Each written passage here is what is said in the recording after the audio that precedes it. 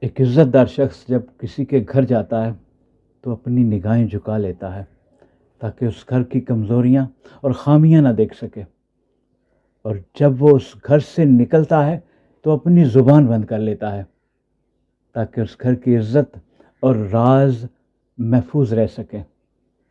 کسی کے گھر جانا دراصل اس کی زندگی کے پردے میں جھانکنے جیسا ہوتا ہے۔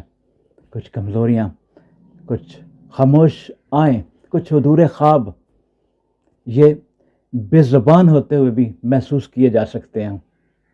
بڑا وہ نہیں جو سب دیکھ لیتا ہے، بڑا وہ ہے جو نظر آنے پر بھی کچھ نہ دیکھے۔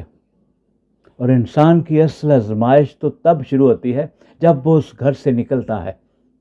اب اپنی زبان کو اس قدر قابو رکھنا ہوگا کہ اس دروازے کے پیچھے چھپی عزت باہر نہ آ جائے۔